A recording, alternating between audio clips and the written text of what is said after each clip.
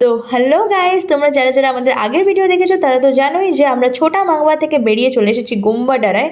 এখানে একটু চা খেয়ে স্টাইল ঠাইল মেরে আবার চেপে পড়লাম গাড়িতে পরবর্তী কথা।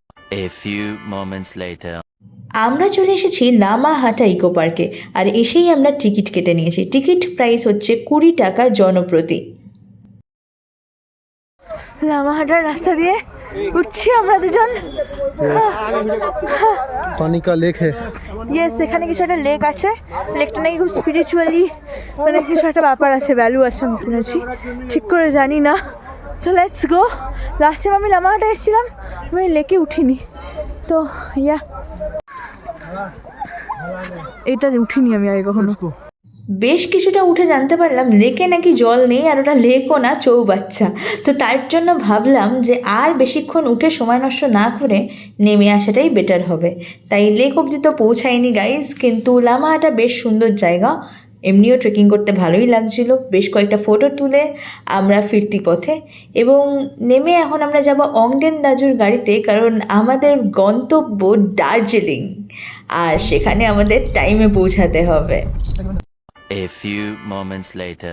ঘড়ির কাঁটা বলছে দুপুর 1টা, আর আমরা পৌঁছে গেছি আমাদের হোটেল অ্যালিস ভেলায়। রুম ট্যুর দেওয়ার কিচ্ছু নেই, কারণ কি লক্ষ কোটিবার আমরা এই হোটেলেই আসি। এবং অ্যালিস ভেলায় জিনিসপত্র রেখে আমরা সঙ্গে সঙ্গে বেরিয়ে গেছি দার্জিলিংয়ের ম্যাল রোডে। আমাদের এখন ঘরে বসে টাইম ওয়েস্ট করার সময় নেই, আমাদেরকে এখন যেতে হবে লাঞ্চ করতে। তো আমরা লাঞ্চ করতে চলে যাচ্ছি গ্লেনারিজ। অফকোর্স গ্লেনারিজের বাইরে দাঁড়িয়ে সেই লেজেন্ডারি ফটোটা আমরা দুজনে তুলে ফেলেছি। অ্যান্ড আমরা খেতে বসে গেছি। আমাদের অর্ডার ছিল স্টেক। সো লেটস সি কেমন আসে, বাট গ্লেনারিজ থেকে তার আগে ভিউটা দেখে নাও, অ্যামেজিং।